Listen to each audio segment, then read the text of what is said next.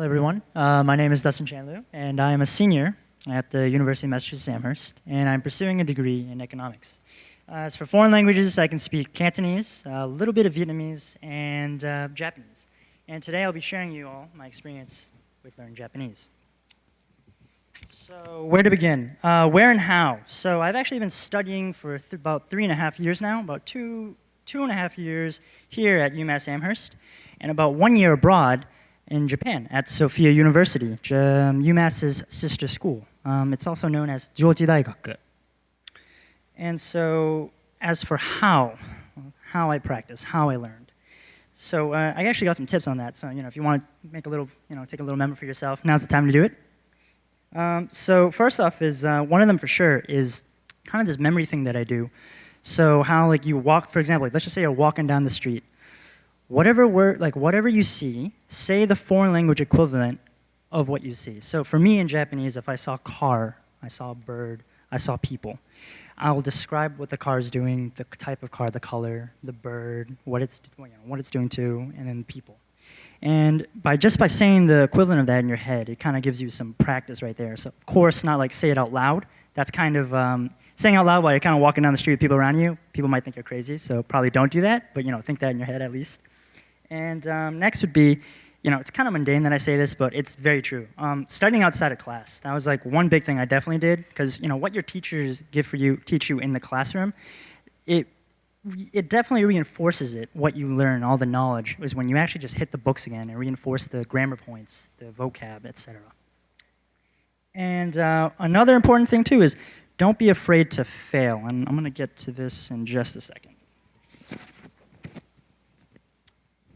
So for meaningful or significant experiences while I was studying Japanese and learning and using it is, like I said, so not being afraid to fail. And what does that mean? I don't mean, don't be afraid to fail in your classes. Please don't do that. That's definitely what you should not be doing. That's a very scary thing. We pay enough money already to attend college. But what I mean is not being afraid to make mistakes.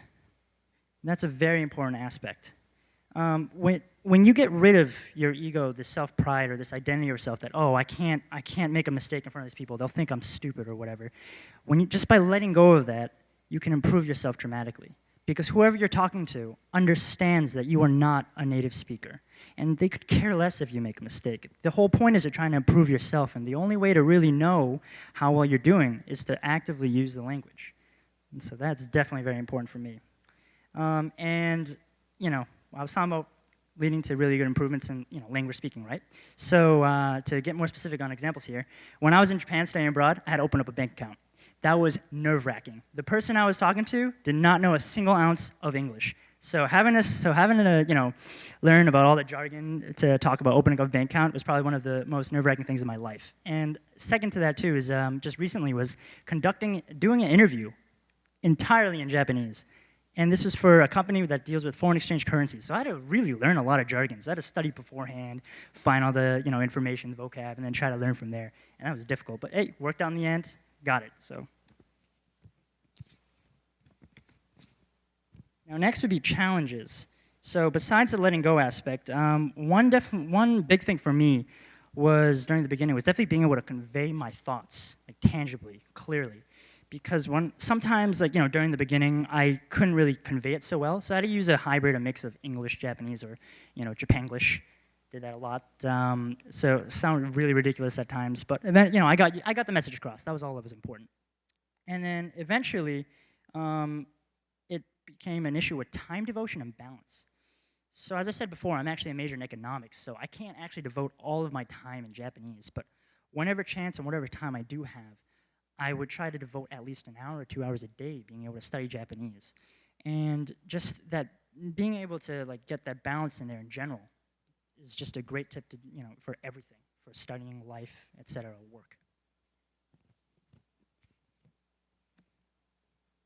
And so for last or not least, so the entire theme of this is building bridges, right? So what I plan to do in the future is when I, for language or for using Japanese is to advance my career. So for business, how is that good? Is building bridges there is cultural bridges, understanding. What I plan to do with English, I plan to connect while I'm working in Japan to use English to work in the Western Hemisphere to kind of build a bridge there. For Cantonese, I would like to do it with Hong Kong or Singapore. And for Japanese, of course, Japan. I'd like to say Vietnamese too, but because I know a little bit, I actually might hurt hurt the company's relation, if anything. So I'm gonna leave that out. And the reason why it's really important to build these bridges, these cultural bridges, with language, is because when you understand what you think might happen in one society, might not work in another, and vice versa. And that's one very important thing when you're conducting business with business partners or working together. And that's all for my presentation. Thank you so much.